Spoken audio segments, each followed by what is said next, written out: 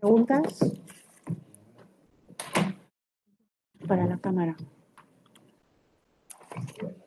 Hola, buenos días. Muchas gracias a los cuatro por las conferencias.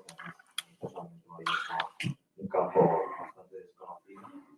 En primer lugar, quería preguntar a Ricardo del Molino por ese interés en recuperar la antigüedad por parte de los conservadores, si simplemente se debe a que los conservadores en Colombia tienen un interés particular por este periodo histórico, o hay una intencionalidad política que va más allá, asociada a ese espectro político conservador.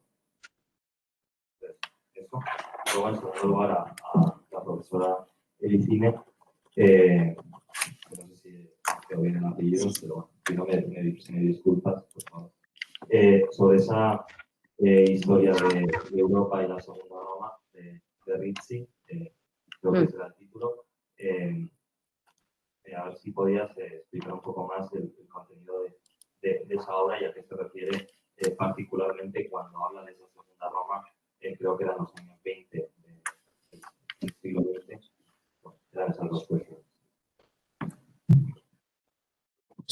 A ver, vamos a ver, es que todo el siglo XIX y principios del XX, en el caso de Colombia, yo creo que en Hispanoamérica, tanto liberales como conservadores utilizan la antigüedad. Lo que pasa es que no sé si me ha quedado claro,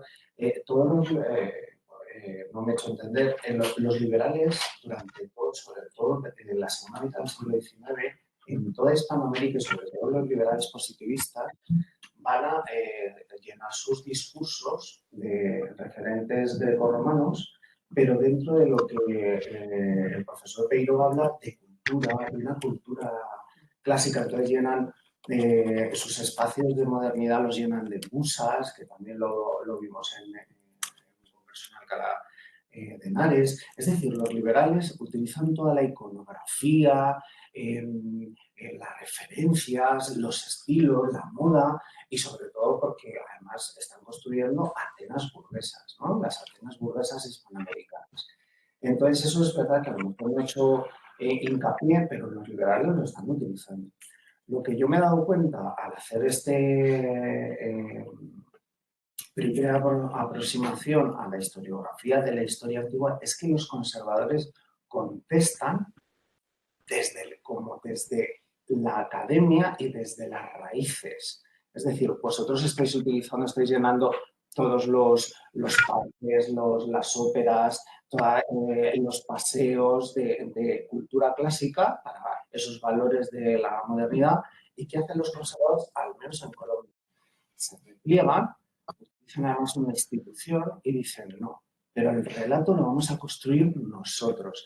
Y por eso, que tampoco ha quedado muy claro, pero por mi culpa, es ese énfasis en la instrucción pública de los niños y de los jóvenes. Es decir, los liberales están utilizando la antigüedad políticamente y ellos dicen, listo, pero nosotros desde que estamos abajo, desde antes de la regeneración, están construyendo la narrativa científica,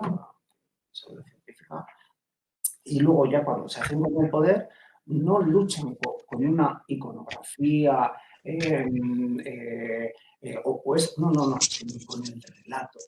Por eso también a mí me interesa lo de esa red internacional que he dicho, que puedo estar equivocado, pero es curioso que se citan, este libro estaba obligado en 65 colegios y también en Venezuela y en Ecuador.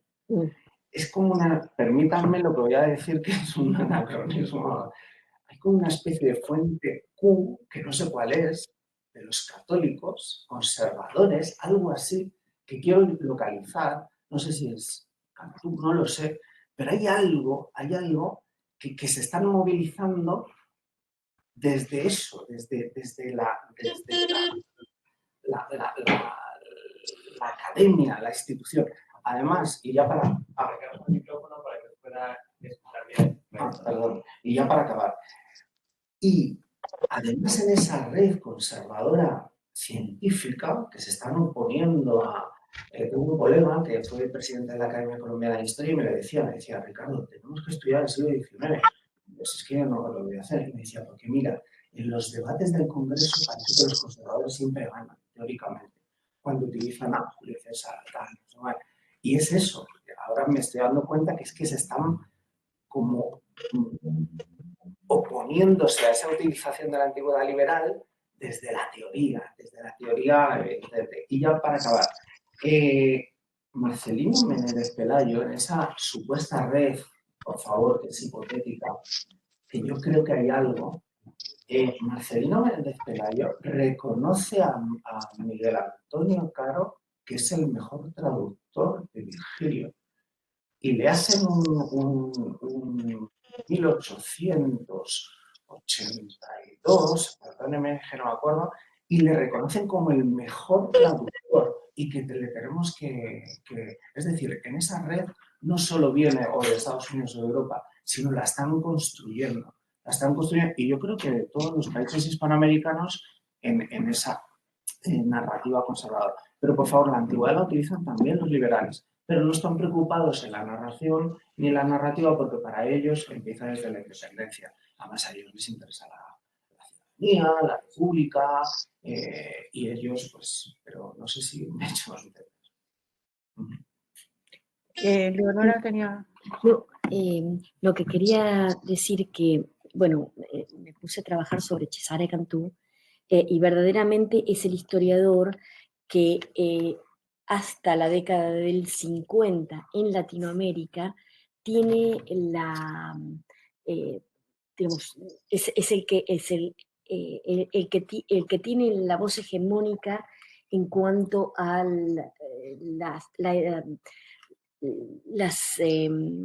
la versión de la historia universal. En cada casa culta hay un Cesare Cantù. Mi padre tenía un Cesare Cantù. Era en su biblioteca, y además era muy voluminoso. Eso, o sea, que era 2 o 3 estantes, porque son muchos tomos. No sé qué ha sido de eso. Y por otra parte, hay un artículo sobre eso, después te lo paso. Por otra parte, hay una puja, por lo menos en Argentina, entre los católicos colonizando la historia clásica y los protestantes. Los protestantes tienen una revista que se llama La Reforma, que es en donde escribe Ricci, que la tienen desde 1901, creo. Es un importante... O sea, ahí hay una competencia entre católicos y protestantes. Solo otro apunte más. Perdón, no, acercaros más. Porque yo creo que si no se oye. Perdón. Sí, en la sala. Este no se Pero puede. que online no. Solo un apunte más. Cuando el Rosario, bueno, pues entra en decadencia, pero Botero se va del Rosario, se va hasta 1930, él tiene la cátedra de Historia Antigua y él parece que se va, porque no está muy de acuerdo en el rector. El rector es Rafael María Carrasquilla, que nunca se de Colombia, de hecho, era eclesiástico, y el libro tiene aprobación eclesiástica. 17. Y es también, pero por favor, estas son solo ideas que quiero compartirlas y que construyamos. Me llama mucho la atención que Botero se va, como diciendo, ya no somos demasiado conservadores, y justo en la revista del Rosario, ¿sabes lo que empiezan a publicar? Textos de, lo que han traducido, de Guillermo Serreto, que era el liberal italiano, que viaja por Argentina y diciendo una nueva historia antigua. Ferrer, ¿no? Ferrer. Y justo coincide en la revista cuando empiezan a tomar eco nuevas narraciones, él parece como que me voy. Entonces hay algo que yo quería compartir, que hay algo como de organización historiográfica conservadora de la historia antigua. Algo así, hay una organización. A ver, Mireia, Jonathan y Chema Portillo, Tomás. Primero Mireia. ¿Tú no? No. Vale, Tenemos tiempo. Otra cosa sobre Cantú. Y es que Cantú tiene muchísima importancia también en España. Es el padre de las historias nacionales. Por eso tiene importancia. Bueno, sí. disculpa la vida que No.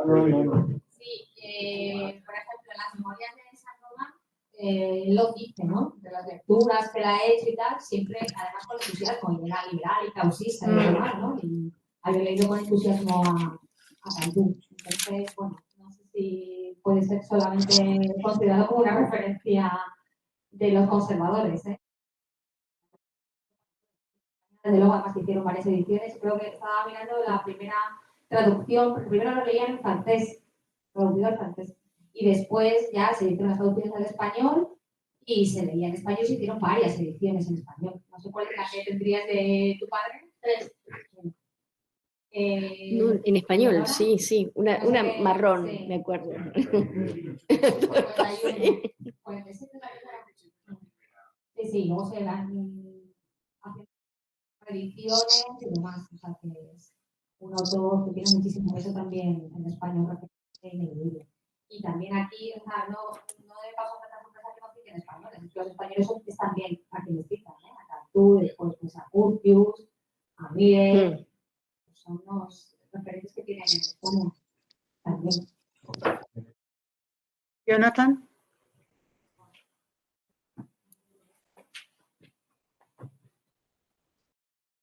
Volviendo a la idea que ha planteado Ricardo de esta red internacional, yo siempre me he preguntado también, sobre todo con los discursos nacionales que recuperan la antigüedad, ¿por qué existen siempre los mismos discursos en lugares tan alejados y aparentemente tan aislados entre sí?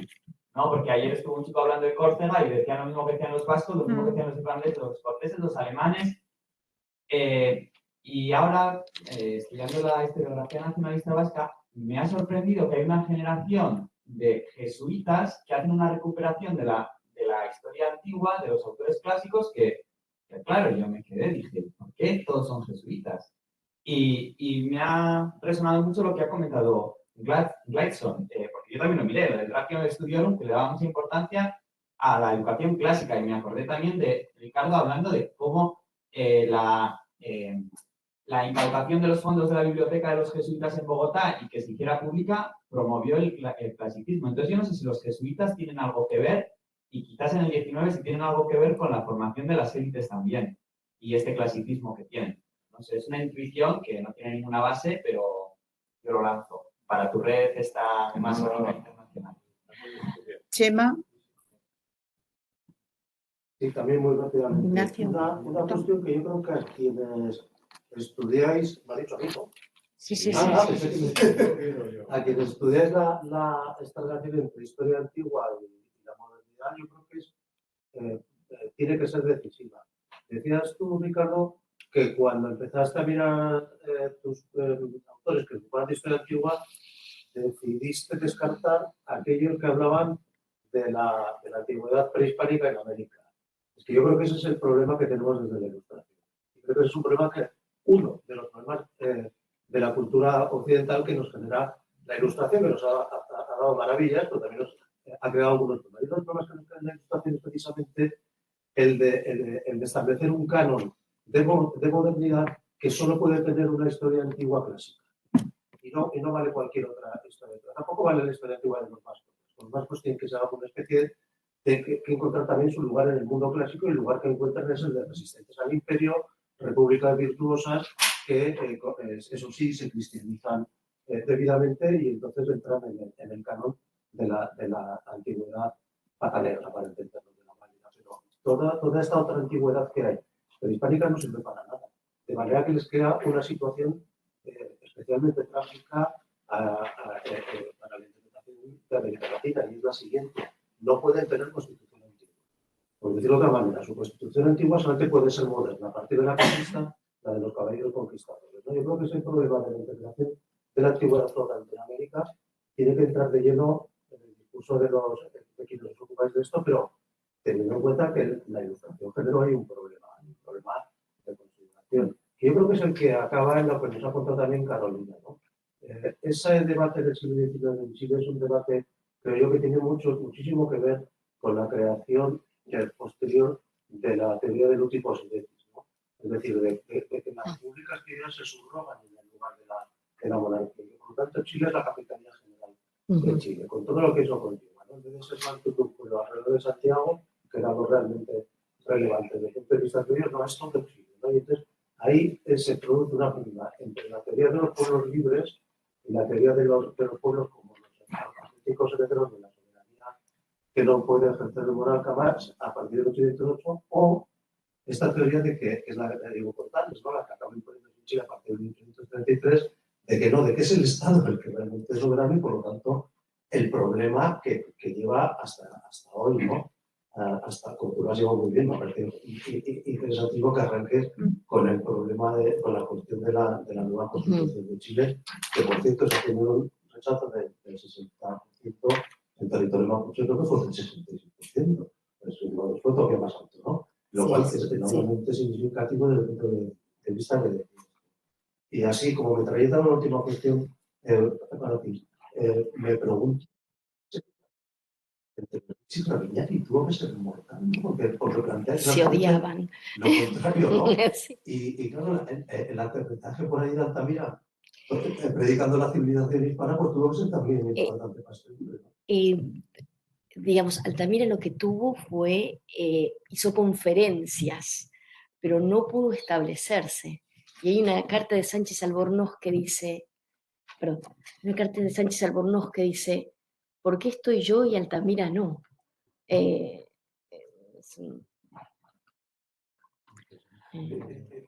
puedo hacer una pregunta a Chema?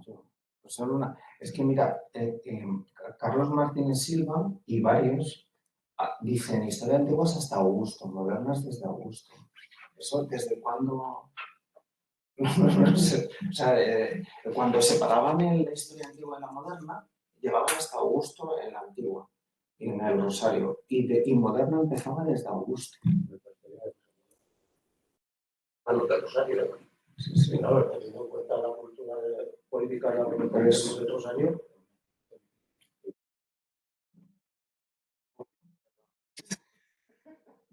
Claro, espera. Tomás primero, después Antonio.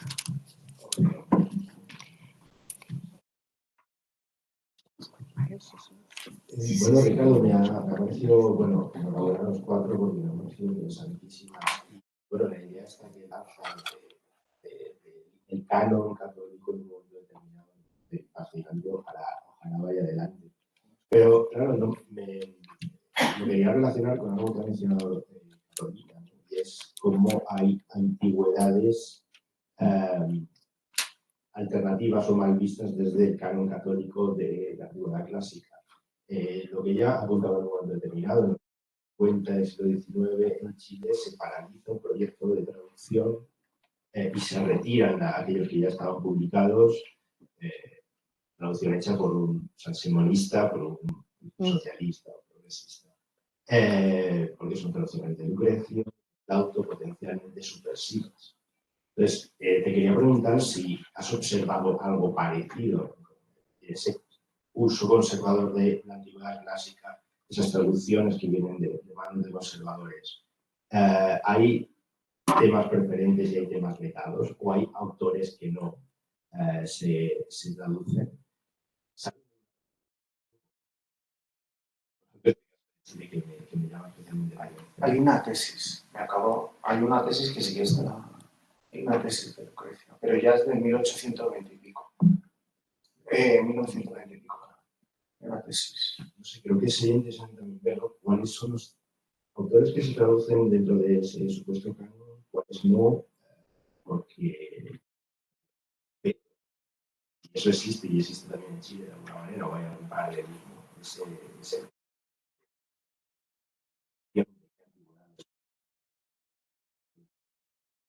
Qué bueno, Tomás, porque hay un intento de hacer un diccionario antes de la regeneración. La regeneración es el periodo conservador que empieza en el 86, más o menos. Y hay un intento en el 84 que se apuntaron estos conservadores en la Academia de la Lengua para hacer un diccionario de mitología, biografía e historia de Grecia y de Roma. Y no consiguen nada. no se materializa tampoco. Entonces, a lo mejor va por ahí porque, claro, están bajo el poder liberal y parece que no se lo permiten, ¿no? Ellos, pero bueno, voy a... Y Virgilio sí que está en todos los casos.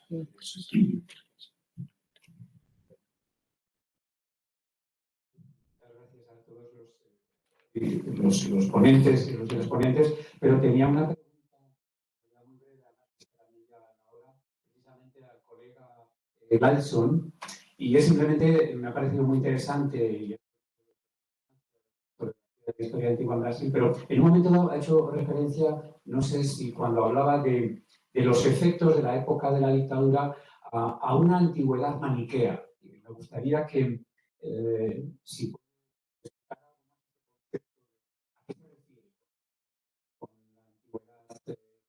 y sobre todo, pues si es maniquea, no sé, me intriga quiénes son los buenos y quiénes son los malos.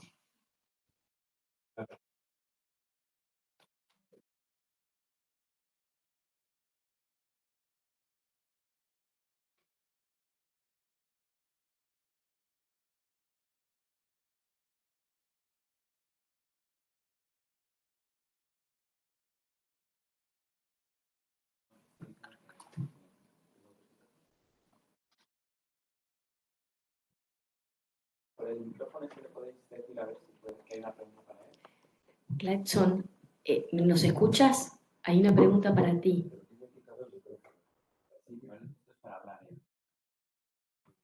Gladson, ¿nos escuchas?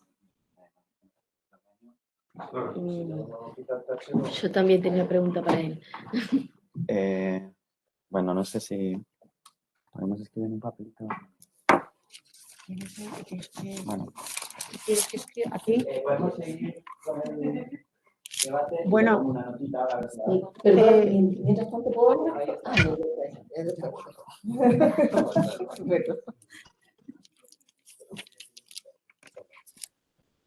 Pido desculpa, pero me escucho bien.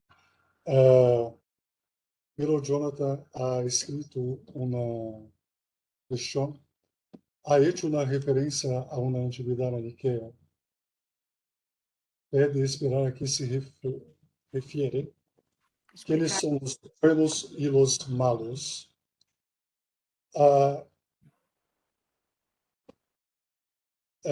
Pido desculpas por responder em português, pero hablaré despacio para que se entenda melhor. O período da ditadura militar no Brasil marca de maneira muito forte, de maneira muito intensa, os estudos históricos e, particularmente, os estudos sobre a antiguidade. A antiguidade, nesse contexto, é percebida, a história da antiguidade, o estudo da antiguidade, é percebido como uma história mantenedora do status quo, mantenedora dos cortes sociais e evidencia um pouco interesse, uma pouca curiosidade intelectual por uma história antiga mais problematizada. Eu creio que, de igual modo, acontece nos regimes autoritários da América Latina, mas também da Europa, como durante o nazismo e o fascismo. O que se tem no Brasil no período da ditadura militar é uma história antiga desprovida de grandes problematizações. Creio que seja isso. Obrigado. Eleonora quería hacer una pregunta. Sí, un comentario, Carolina. Me pareció hiper interesante lo que habías marcado de esa circulación de ideas entre lo que está pasando en el espacio chileno y en el Río de la Plata, que también es circulación de exilios, ¿no?